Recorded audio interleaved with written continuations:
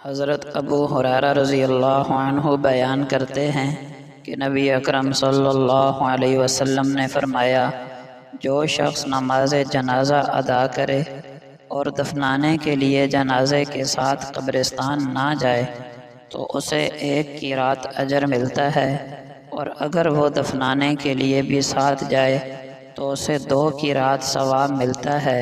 ان دونوں میں سے چھوٹا قیراط احد پہاڑ کے برابر ہے۔ ابو ہریرہ رضی اللہ عنہ فرماتے ہیں کہ نبی اکرم صلی اللہ علیہ وسلم نے فرمایا، روز قیامت آدمی دیکھے گا کہ اس کا 1 درجہ بلند ہو گیا ہے۔ وہ پوچھے گا، اے پروردگار، یہ کیسے ہوا؟ اللہ تعالیٰ فرمائے گا، تیری اولاد تیرے لیے مغفرت کی دعائیں کیا کرتی تھی، ان دعاؤں کی وجہ سے ہوا۔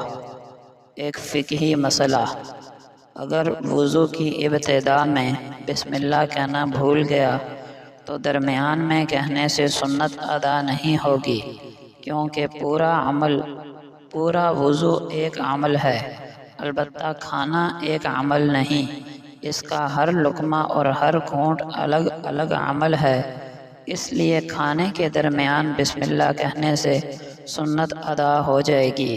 نبی اکرم صلی اللہ علیہ وسلم نے فرمایا، جو وضو کرے اور اللہ کا نام لے یعنی بسم اللہ پڑھے، اس کا پورا جسم پاک ہو جاتا ہے، اور جس نے وضو کیا اور بسم اللہ نہیں پڑھی، اس کے صرف وضو کے اعضاء ہی پاک ہوتے ہیں۔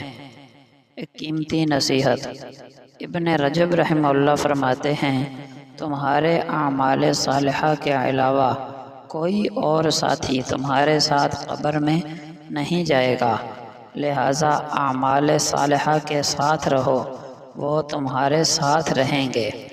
امام یحییٰ بن کثیر رحمہ اللہ فرماتے ہیں، سب سے بہترین عمل تقویٰ ہے، اور سب سے بہترین عبادت عاجزی ہے۔